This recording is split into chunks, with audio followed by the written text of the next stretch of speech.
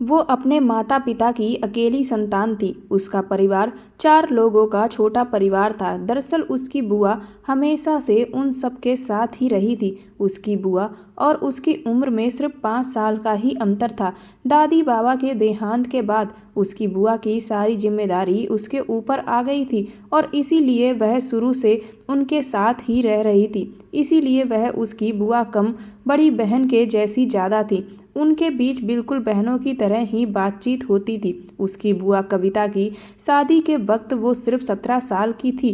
वो अपनी बुआ से बहुत प्यार करती थी क्योंकि उसे उनसे शुरू से ही बहुत लगाव था। इसीलिए उनकी शादी के वक्त उसका रो रो कर बहुत बुरा हाल हो चुका था। उसके फूफा जी ने उसकी बुआ की विदाई के समय उसे अपने पास बुलाया और प्यार से उसे समझाते हुए कहने लगे, नेहा, रोने की क्या बात है? तुम्हारा जब भी दिल करे तब तुम हमारे घर चली आना। उनकी यह बात सुनकर वो खुश हो गई थी। उसने कहा कि बुआ तो शादी करके दूसरे शहर चली जाएंगी। तो फूफा जी कहने लगे, तो क्या हुआ, तुम जब चाहो तब आ जाना और जब भी तुम अपनी बुआ के पास आओगी तो मैं खुद तुम्हें अपना शहर घुमाऊंगा। बुआ तो विदा होकर चली गई, लेकिन उसके दिल में यह अरमान जाग उठा कि वो कब अपनी बुआ के घर जाएगी और खूब घूमेगी, मज़े करेगी। धीरे धीरे बुआ की शादी को 1 साल गुजर गया, लेकिन वो उनके शहर एक बार भी नहीं जा सकी और इधर बुआ ने भी पूरे 1 साल के बाद उनके घर का चक्कर लगाया था और राजीव फूफा जी भी उनके साथ ही आए थे। उसके फूफा जी बहुत ही अच्छे और प्यार से बात करने वाले इंसान थे। जितने दिन वह उनके घर पर रहे हर वक्त उसके आगे पीछे ही रहे और उसका बहुत ख्याल रखते थे। वह उसके लिए बहुत सारे गिफ्ट भी लाए थे। उसका कोई भी भाई नहीं था, इसीलिए उसे उनसे लगाव हो गया था। बुआ 1 हफ्ता उनके साथ गुजार कर वापस अपने ससुराल लौट गई। 3 महीने के बाद फिर एक दिन बुआ का फ़ोन आया और उन्होंने बताया कि वह प्रेग्नेंट हो गई हैं। और यह खबर सुनकर तो नेहा और उसके मम्मी पापा बहुत खुश हुए क्योंकि बहुत दिन के बाद उनके घर ऐसी कोई खुशी की खबर आई थी। लेकिन बुआ खुश होने के साथ साथ बहुत ज़्यादा परेशान भी थी और वह मम्मी से कहने लगी कि वह अकेले दूसरे शहर में इस हालत में नहीं रह सकती क्योंकि उन्हें बहुत ज़्यादा उल्टियाँ हो रही हैं और चक्कर आ रहे हैं और डॉक्टर ने उन्हें आराम करने को कहा है। यह सुनकर मम्मी भी बहुत ज़्यादा परेशान हो गई। बुआ कहने लगी कि काश मेरी सास जिंदा होती तो मुझे ऐसी ही परेशानी ना होती। ऐसे वक्त में किसी महिला का साथ होना बहुत ज़रूरी होता है। उसके साथ साथ उसकी बुआ भी उसकी मम्मी की लाडली रही हैं। उनकी बात सुनकर मम्मी ने बुआ से घर ही आकर रहने को कहा, लेकिन वह कहने लगी कि राजीव फूफा जी उन्हें छोड़ने को तैयार ही नहीं है और डॉक्टर ने भी उन्हें ऐसी हालत में लंबा सफ़र करने को मना किया है और अगर बुआ आप ही जाती हैं तो राजीव फूफा जी और उनके पापा को खाने पीने की बहुत परेशानी हो जाएगी। वैसे भी कोई 1-2 महीने की बात तो है नहीं, अभी तो पूरे 9 महीने बाकी थे। बुआ की बात सुनकर मम्मी ने कहा कि ठीक है, तुम फिक्र ना करो, मैं नेहा को ही तुम्हारे पास भेज देती हूँ। नेहा के वहाँ पहुँच जाने से तुम्हारा भी दिल बहल जाएगा और यह तुम्हारे घर के काम काज भी कर दिया करेगी। मम्मी की बात सुनकर बुआ बहुत खुश हो गई और कहने लगी, आप नेहा को अकेले ना भेजना, मैं राजीव को कह दूंगी तो वह उसे लेने के लिए वहाँ पहुँच जाएंगे। इधर वो खुद कब से इस मौके की तलाश में थी कि कब बुआ के घर जाने को मिले। उसने फौरन ही खुशी खुशी अपना सामान बांध लिया। दीदी बनने की खुशी तो उसे अलग ही हो रही थी। 3 दिन के बाद ही फूफा जी उसे लेने के लिए आ गए और वो उनके साथ अपनी बुआ के पास दूसरे शहर में पहुंच गई थी। बुआ के ससुराल में सिर्फ ससुर जी और फूफा जी ही थे, इसीलिए उसे यहाँ रहने में कोई परेशानी नहीं होने वाली थी, कोई झंझट नहीं थी। बुआ उसे देखकर बहुत खुश हुई थी। उन्होंने पहले से ही उसकी पसंद का सारा खाना बना रखा था। उन्होंने उसे रहने के लिए अपने सामने वाला कमरा भी दे दिया था। बुआ के ससुर को नमस्ते करने के लिए वो उनके कमरे में गई तो उनका रवैया उसे कुछ अजीब सा लगा। वह बिस्तर पर पड़े एक बीमार आदमी थे। उसे देखकर वह बहुत ही अजीब बातें करने लगे। उनकी बातें उसकी समझ से बाहर थीं, इसीलिए बुआ उसका हाथ पकड़कर उसे उनके कमरे से बाहर ले आई और कहने लगी कि दरअसल उनके ससुर बहुत सालों से इसी तरह से बीमार हैं और उम्र भी हो गई है, इसीलिए अक्सर वह उल्टी सीधी बातें करते रहते हैं। लेकिन उसे आगे से उनके कमरे में जाने की ज़रूरत नहीं है। उसे याद है कि बुआ की शादी में भी उनके ससुर नहीं आए हुए थे। राजीव फूफा जी का रिश्ता पापा के किसी दोस्त ने बुआ से करवाया था। उसकी उनके ससुर से यह पहली मुलाकात थी और सच तो यह था कि वो उनके ससुर से मिलकर बहुत डर गई थी। उसे बुआ के घर आए हुए अब 4 दिन हो गए थे। वो दोबारा उनके ससुर के कमरे में नहीं गई। फूफा जी उसका बहुत ख्याल रख रहे थे और बुआ की तबीयत ठीक न होने की वजह से वह बिस्तर पर ही लेटी रहती थी। सारा घर उसने खुद ही संभाल लिया था। लेकिन फिर एक दिन कुछ ऐसा हुआ कि उसके रोंगटे खड़े हो गए। रात के खाने के बाद किचन साफ करके जब वो अपने कमरे में आई तो उसने सोचा कि नहा धोकर फ्रेश होकर सोती हूँ, क्योंकि गर्मी बहुत ज़्यादा थी और वो पसीने से तरबतर हो गई थी। वो नहाने के लिए अपने कमरे के वॉशरूम में गई तो कुछ ही देर में उसे ऐसा महसूस हुआ जैसे कि कोई उसे वहाँ पर देख रहा है। पहले तो उसे लगा कि उसकी बुआ होंगी, लेकिन अचानक ही उसकी नज़र रोशनदान पर पड़ी तो उसके होश उड़ गए। वहाँ पर उसे कोई साया सा नजर आया था और उसे यकीन हो गया था कि कोई छुपकर उसे देख रहा था। इस बात ने उसके होश उड़ा दिए थे। उसने जल्दी से अपने कपड़े पहने और भागती हुई कमरे से बाहर निकली। बुआ के कमरे में पहुंची तो देखा बुआ और फूफा आराम से लेटे हुए थे। उनके कमरे का दरवाज़ा खुला हुआ था। अब उन दोनों को एक साथ देखकर उसे शर्मिंदगी का एहसास हो रहा था। उसे वहाँ देख फूफा जी उठकर बैठ गए और कहने लगे कि नेहा, अंदर आ जाओ, यूं दरवाजे पर क्यों रुक गई हो। उसे समझ में नहीं आया कि वो उनसे क्या कहे। उसने यूं ही बातें बना दी कि वो बुआ को दूध के लिए पूछने के लिए आई थी। बुआ कहने लगी कि तुम जाकर आराम करो, अब बाकी की जो भी काम होंगे मैं राजीव से कह दूंगी। वो अपने कमरे में वापस आने लगी तो उसकी नज़र बुआ के ससुर पर पड़ी, जो बाहर से वापस लौटकर अपने कमरे में जा रहे थे। उसे बहुत अजीब नज़रों से देखते हुए कहने लगे, तुम दिखने में बहुत ही अच्छी हो और मासूम हो, इसीलिए अपना ख्याल रखा करो, किसी पर आंख बंद करके विश्वास मत करना। उनकी यह बात सुनकर उसे गुस्सा आ गया। वो सोच भी नहीं सकती थी कि वह उसे इस तरह की कोई बात कह सकते हैं। वो घबरा कर फौरन अपने कमरे में चली गई और सारी रात यूं ही जागते जागते गुजार दी। वो सोचने लगी कि बुआ ने तो कहा था कि उनके ससुर बीमार हैं और वह कमरे से निकलते ही नहीं हैं, तो फिर वह इतनी रात को बाहर क्या कर रहे थे। यह बात बहुत ही अजीब थी। उसे बहुत ही ज़्यादा बेचैनी हो रही थी कि रोशनदान पर जो था वह उसका वहम था या हकीकत। कोई तो था जो उसे देख रहा था। कहीं वह बुआ के ससुर तो नहीं थे। इस सवाल ने उसे परेशान कर दिया। उसकी सारी रात जागती आंखों में गुजर गई थी। अगले दिन सुबह फूफा जी ऑफिस जाते हुए कहने लगे, नेहा, मैं शाम को जल्दी आ जाऊंगी और तुम्हें शॉपिंग के लिए बाजार ले जाऊंगी। तुम शाम को तैयार रहना। यह कहते कहते अचानक ही उन्होंने उसके करीब आकर उसके गाल पर हाथ मारा और ऑफिस के लिए निकल गए। उनके इस अंदाज पर वो चौंक गई थी। बुआ भी उस वक्त उसके पीछे ही खड़ी थी। वो कहने लगी, राजीव तुमसे बहुत प्यार करते हैं, इसीलिए तुम भी उनका ख्याल रखने की कोशिश किया करो, क्योंकि आजकल मैं उनका ख्याल नहीं रख पा रही हूँ। वह बहुत ज़्यादा थक जाते हैं। बुआ की बात सुनकर उसने कहा कि आप बिल्कुल भी फिक्र ना करें, मैं फूफा जी का ख्याल अच्छे से रखूँगी। शाम को वो अच्छी तरह से तैयार हो गई तो राजीव फूफा जी उसे शॉपिंग के लिए ले गए। उन्होंने बुआ से कई ज़्यादा उसके लिए शॉपिंग कर ली थी, लेकिन उसे क्या पता था कि उसकी यह खुशी बस कुछ ही दिनों की मेहमान है। उस रात अचानक लाइट चली गई। तभी उसके कमरे में किसी ने उसे जोर से धक्का दिया। वो बहुत डर गई। उसे इस तरह की किसी चीज़ की उम्मीद नहीं थी। वो एकदम ही पीछे हुआ तो नेहा भागकर अपने कमरे से निकल गई। उसे अब तक कुछ भी दिखाई नहीं दे रहा था, क्योंकि अंधेरा बहुत ज़्यादा था। लेकिन वो अंदाजे से दीवार के सहारे बुआ के कमरे में पहुंची। वहां जाकर उसने बुआ को आवाज़ दी तो वह कहने लगी, नेहा, तुम परेशान ना हो, राजीव अभी अभी लाइट के लिए ही गए हुए हैं। अक्सर हमारे घर की लाइट कट जाती है, राजीव जल्दी ठीक कर देंगे। बुआ ने अपने मोबाइल फ़ोन की टॉर्च जला दी। उसके पास तो मोबाइल भी नहीं था। वो बुआ के पास ही बैठकर रोने लगी। थोड़ी देर बाद लाइट आ गई। वह कहने लगी, तुम भी बहुत पागल हो, जरा से अंधेरे से घबरा गई हो, मेरा ख्याल कैसे रखोगी?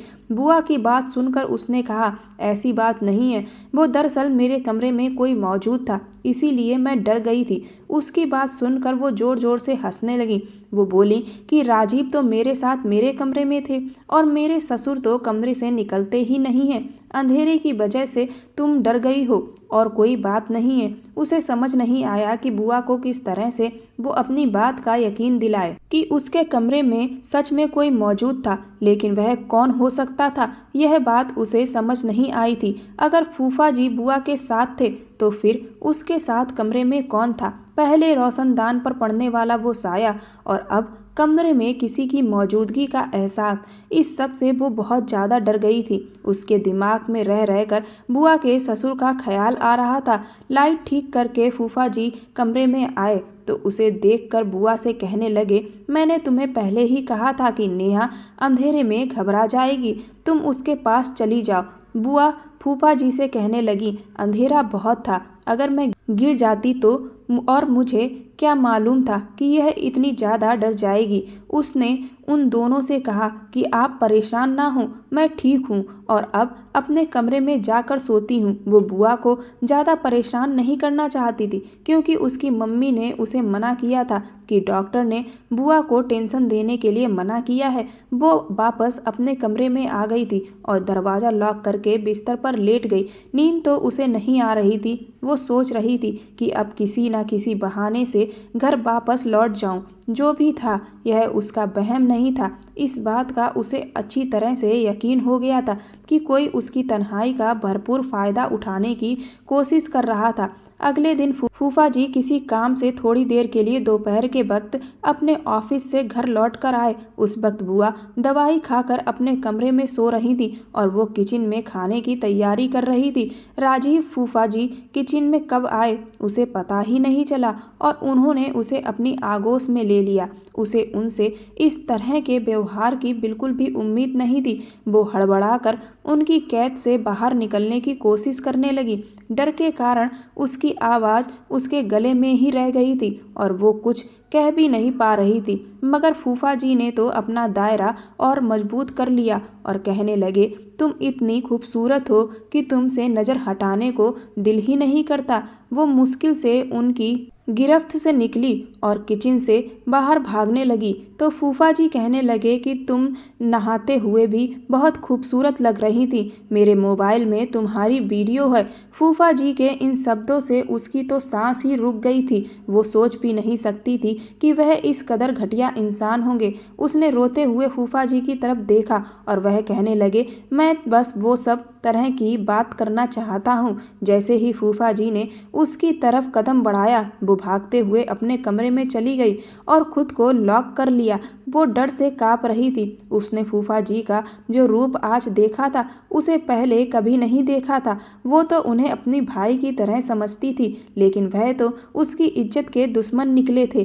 पता नहीं कैसे कब उनकी नज़र उस पर पड़ी थी और उसने इस बात पर ध्यान भी नहीं दिया था। राजीव फूफा जी बस कुछ वक्त के लिए ऑफिस से घर आए थे, इसीलिए वो वापस चले गए और उसने सोच लिया था कि अब वो एक पल भी यहाँ नहीं रुकने वाली। शाम के वक्त जब बुआ अपने कमरे से उठकर उसके पास आई तो उस वक्त उसकी आंखें रो रो कर सूज चुकी थी। उसकी ऐसी दशा देख वो परेशानी से पूछने लगी कि क्या हुआ नेहा, किस बात से तुम इतना रो रही हो? उसने बुआ से सच छुपाया क्योंकि उनकी हालत ऐसी नहीं थी कि वो फूफा जी के बारे में इतनी बड़ी बात उन्हें बता देती। इसीलिए बहाना बनाते हुए उसने रोते हुए कह दिया कि मुझे मम्मी पापा की बहुत याद आ रही है और मैं घर वापस जाना चाहती हूँ। उसकी बात सुनकर उसकी बुआ ने उसे गले से लगाया और कहने लगी, पगली, इतनी जरा सी बात पर तुमने रो रो कर अपनी आंखें सुजा ली। तुम फिक्र ना करो, शाम को ही मैं राजीव के साथ तुम्हें वापस घर भेज देती हूँ। फूफा जी के साथ एक शहर से दूसरे शहर का सफ़र सोचकर उसके रोंगटे खड़े हो गए थे। उसने तुरंत ही बुआ से कहा, नहीं, फूफा जी को आप परेशान मत करो, पापा मुझे लेने के लिए आ जाएंगे, मैं पापा के साथ ही चली जाऊंगी। बुआ ने कहा ठीक है, अच्छी बात है, इस तरह मैं भी भैया से मुलाकात कर लूंगी। बुआ की बात सुनकर वो खुश हो गई और वो जैसे ही उसके पास से उठकर अपने कमरे में गईं, तभी उनकी जोरदार चीखने की आवाज़ आई। वो फौरन बुआ के कमरे की तरफ भागी तो यह देखकर उसके होश उड़ गए कि वह बिस्तर के पास गिरी हुई थी और अपना पेट पकड़कर जोर जोर से चीख रही थी। उसने बुआ को उठाकर बिस्तर पर लिटाया और बहुत देर तक उनके पास बैठी रही। उनकी हालत उसे बिल्कुल भी ठीक नहीं लग रही थी। उसने बुआ से कहा कि डॉक्टर के पास चलते हैं, लेकिन उन्होंने साफ मना कर दिया और उसका हाथ पकड़कर कहने लगी, नेहा तुम मुझे छोड़कर ना जाओ, मैं इस हालत में अकेली नहीं रह सकती। आज तो तुम थी जिसने आकर मुझे उठाया और मुझे संभाल लिया, लेकिन तुम्हारे जाने के बाद अगर ऐसा कुछ हुआ तो मैं और मेरा बच्चा ऐसे ही मर जाएंगे। बुआ की बात सुनकर वो बहुत परेशान हो गई। बहुत मजबूरी में उसने वहाँ कुछ दिन रुकने का फैसला किया और बुआ से कहा कि आप बिल्कुल भी फिक्र ना करें, मैं आपके साथ ही हूँ। उसकी बात सुनकर बुआ को बहुत खुशी हुई और उन्होंने उसे गले से लगा लिया। फूफा जी भी शाम तक वापस आ गए थे। बुआ ने उन्हें बताया कि गिर जाने की वजह से उनकी तबीयत बहुत खराब हो गई थी। यह सुनकर राजीव फूफा जी भी परेशान हो गए। फिर वो उससे कहने लगे कि जाओ कविता के लिए केसर वाला दूध बनाकर ले आओ। वो किचन में जाकर दूध बना रही थी कि एक बार फिर राजीव फूफा जी किचन में आ गए और उसके साथ वो सब करने लगे जिससे किसी भी लड़की की हालत खराब हो जाए। उसने राजीव को धक्का दिया और गुस्से में कहा कि आपको शर्म नहीं आती, आपकी पत्नी की हालत इतनी खराब है और आप अपनी भतीजी के साथ ऐसी हरकतें कर रहे हैं। फूफा जी के ऊपर उसकी किसी भी बात का कोई भी असर नहीं हुआ। वह एक बार फिर से उसके साथ उस सब को अंजाम देने लगे। वो जोर जोर से चीखने लगी थी। उसकी आवाज़ सुनकर बुआ किचन में आ गई। उस समय वो इस कदर घबराई हुई थी कि बुआ की तबीयत का उसने नहीं सोचा और उसने फूफा जी का सारा सच उन्हें साफ साफ बता दिया। बुआ ने एक नज़र उस पर डाली और दूसरी नज़र फूफा जी पर और उनसे कहने लगी कि तुम कैसे मर्द हो जो एक 18 साल की लड़की को भी काबू नहीं कर सकते। इसने पिछले एक हफ्ते से ही तुम्हें अकेले नचाया हुआ है और तुम अभी तक कुछ भी नहीं कर पाए। बुआ की बात सुनकर उसके कदमों तले से जमीन निकल गई। उसने हैरानी से बुआ से पूछा कि आप यह क्या कह रही हैं। बुआ के चेहरे पर एक अजीब सी मुस्कुराहट आ गई। वो उसका हाथ पकड़कर उसे अपने साथ अपने कमरे में ले गई। वो हैरानी से बुआ को देख रही थी। वो उसके बालों में हाथ फेर कर कहने लगी, देखो नेहा, मेरी बात गौर से सुनो। मैं राजीव का सारा सच जानती हूँ, लेकिन जो कुछ हमें तुमसे चाहिए वो सब तुम्हें करना ही होगा। उनकी ये बात सुनकर वो गुस्से में उठ खड़ी हुई और उसने बुआ से कहा कि आप यह कैसी बात कर रही हैं। आप जानती हैं कि आपका पति मेरे साथ क्या करना चाहता है और वह मुझे इस्तेमाल करना चाहता है, मेरे साथ गलत काम करना चाहता है। आप कैसे ऐसे इंसान के साथ अपनी ज़िंदगी गुजार सकती हैं जो कि आपके प्रेग्नेंट होने के बाद भी आपकी भतीजी पर नज़र जमाए बैठा है। वो आपको और आपके बच्चे को सारी ज़िंदगी क्या देगा। उसकी बात सुनकर बुआ कहने लगी, तुम्हें राजीव के साथ वह सब कुछ करना ही होगा जो वह तुमसे चाहता है, वरना वह बाप नहीं बन सकेगा। बुआ की बात सुनकर उसने कहा कि आप यह कैसी बातें कर रही हैं, आप पेट से हैं और फूफा जी पिता बनने वाले हैं। बुआ ने कहा, नहीं, मैं प्रेग्नेंट नहीं हूँ। यह बात पता चलने पर तो मैंने तुम्हें यहाँ बुलाया था ताकि तुम यहाँ आकर मुझे और राजीव को एक बच्चा दे सको। राजीव किसी और का बच्चा गोद लेना नहीं चाहते थे, उन्हें अपना बच्चा चाहिए था और इसके लिए मेरे पास इससे ज़्यादा आसान रास्ता कोई नहीं था, क्योंकि मैं किसी दूसरी औरत को अपनी सौतन बनाकर नहीं लाना चाहती थी। इसीलिए मैंने फैसला किया कि मैं इस काम के लिए तुम्हें इस्तेमाल कर लूँगी। वैसे भी तुम मेरी सगी भतीजी नहीं हो। मैं राजीव से बहुत मोहब्बत करती हूँ और उसे किसी कीमत पर छोड़ना नहीं चाहती। इसीलिए मैं चाहती हूँ कि तुम गर्भवती हो जाओ और मेरी और राजीव की ज़िंदगी में बच्चे की इस कमी को पूरा कर दो। नेहा तो अब तक फूफा जी को अपना दुश्मन समझ रही थी, लेकिन उसकी बुआ भी इस गंदे खेल में बराबर की हिस्सेदार थी। अपना घर बचाने की खातिर उसकी बुआ ने उसकी जिंदगी खुद दांव पर लगा दी थी। उसने अपनी बुआ के आगे हाथ जोड़ लिए और उनसे कहा कि मैं अपने घर वापस जाना चाहती हूँ, लेकिन उसकी बुआ ने उसकी एक ना मानी और रात के अंधेरे में उसे अपने पास के कमरे में भेज दिया। उसके पास बचने की कोई गुंजाइश नहीं थी, क्योंकि उसकी बुआ ने उसे धमकी दी थी कि अगर उसने उसकी बात ना मानी तो राजीव उसके साथ वो सब करेंगे और उसका इल्ज़ाम भी उसके किसी झूठे आशिक के नाम पर डाल देंगे और वो सारी जिंदगी अपने मम्मी पापा को अपने चरित्र की सफाई नहीं दे सकेगी। उसने सोचा भी नहीं था कि कभी उसकी बुआ उसके साथ ऐसा व्यवहार करेंगी। वो जानती थी कि वो अपनी बुआ की सगी भतीजी नहीं है। नेहा को नेहा के पिता ने गोद लिया था, लेकिन उसने हमेशा ही सबको अपना सगा ही माना था, अपनी बुआ को भी सगा ही समझा था। कभी यह फर्क उन दोनों के बीच आएगा, यह उसके ख्याल में भी नहीं था। उसकी बुआ ने उसे खींचते हुए कमरे में धकेलने की कोशिश की तो वह खुद को छुड़वाने के लिए शोर शराबा करने लगी। उसकी बुआ के ससुर कमरे से निकल आए। उन्होंने फौरन ही बीच में आकर उसे उसकी बुआ से छुड़वाया। उन्होंने उसकी बुआ और अपने बेटे को धमकी दी कि अगर उन दोनों ने उसके साथ कोई भी ऐसी वैसी हरकत करने की कोशिश की तो वह पुलिस को फ़ोन कर देंगे। फूफा जी तो गुस्से में अपने पापा के साथ बदतमीजी करने लगे, लेकिन उनके पापा किसी भी हाल में उसे अकेला छोड़कर पीछे ना हटे और उसकी खातिर वो अपने बेटे से झगड़ा करके उसे अपने कमरे में ले आए। वो कहने लगे, बेटा, मुझे पहले दिन से ही शक था कि इन दोनों की नीयत गलत है। अगर मैं तुम्हारी बुआ के खिलाफ कुछ भी कहता तो शायद तुम कभी मुझ पर यकीन ना करती। अब जबकि तुम सब कुछ जान चुकी हो, यह दोनों इंसान नहीं बल्कि हैवान बन चुके हैं। शायद मुझसे अपने बेटे की परवरिश में कोई कमी रह गई है, इसकी वजह से आज हमें यह दिन देखना पड़ रहा है। उसने राजीव के पापा के फ़ोन से ही अपने घर फ़ोन मिलाया और अपने पापा को सारी हकीकत बता दी। अगली सुबह उसके पापा उसे लेने के लिए आ गए। उन्होंने उसकी बात पर बुआ से हमेशा के लिए सारे रिश्ते ख़त्म कर दिए।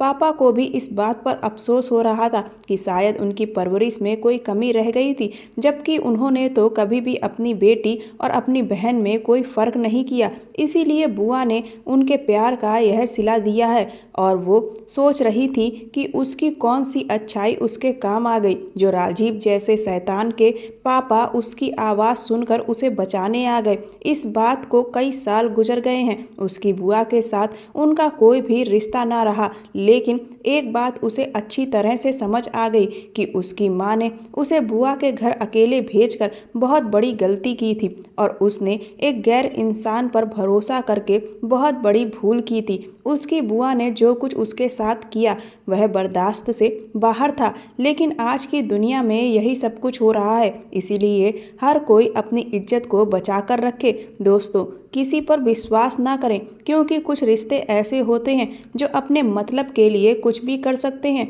उनको किसी से कोई मतलब नहीं होता, बस अपना मतलब निकालना ही उनका पहला मकसद होता है। उन्हें अपने स्वार्थ के आगे सही गलत कुछ समझ नहीं आता। कहानी पसंद आई हो तो मेरे चैनल को सब्सक्राइब कर वीडियो को लाइक कर दें और वीडियो को ज़्यादा से ज़्यादा शेयर करें। धन्यवाद।